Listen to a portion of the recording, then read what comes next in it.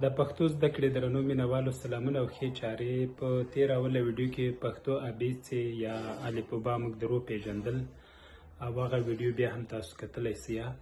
نن درته په دې خبره کومه چې ځینې پښتو توري خپلو کې د شکل له مخې سره ورته دي. ب ده، پ ده، ت ده، ټ ده، س ده، ټول یو شکل لري. مثلا دا شی لیکو، اوس نه معلومیږي، خو که یو ټکی ورکړي څه شی جوړ سو؟ ب. همدې ته که دوه ټکي نور ورکړي څه به سي؟ پ به سي. دا پ سوه. اوس که دا درې ټکي دلته نه وي، دلته وي، څه شی سو؟ س سوه. که دا یو ټکی وغورځوو څه شی ترې جوړ سو؟ ت. خو که دلته غړوندی ورکړو څه به سي؟ ټ به سي. راځو جیم، چ، څ، ځ، ح، خ ته. دا هم همغسې دي، یعنې شپږ توري دي خو شکل یې تقریبا یو ډول دی. یو شکل یې لیکو. اوس څه شی ده؟ ح ده، یعنې هغه عربي توری چې پښتو ته راغلی.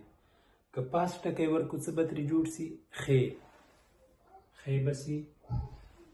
خو که همدغه ټکی وغورځوې لاندې یې راوړې څه به شي؟ جیم به ترې جوړ سي. خو که جیم ته درې ټکي ورکړې څه به سي؟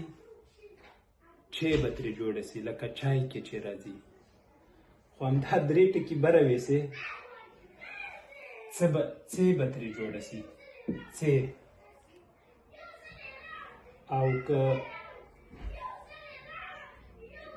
زما بچي ګورئ په کمپیوټر سره وړاندې یا که په موبایل، څ به په ځ بدله سي. سمون. اوس ری، ړې، زې، ژې، ګې ته راځو. دا هم ټول یو شکل لري. دا څه شی ده؟ ری ده. که ټکی د پاسه ورکړو څه به شي؟ زې به سي. ری نه زې جوړه سوه. او که بل لاندې ټکی ورکړو څه به شي؟ ګې به سي، لکه ګیره، ږمنځ. خو که دا لرې کړو دا ټکی او دوه ټکي نور ورکړو ژې به جوړه سي، لکه ژرنده، ژوند. که ټول ټکي لرې کړو بېرته ری ده. خو که غړوندی ورکړو څه به سي؟ ړې به سي. که دغه شکلونه تاسو وپېژنئ ډېر اسانه تاسو پښتو لیکل زده کولی سئ. دغه نور توري خپله تاسو درسره مطالعه کړئ. مثلا سین، شین او خین توپیر څه دی؟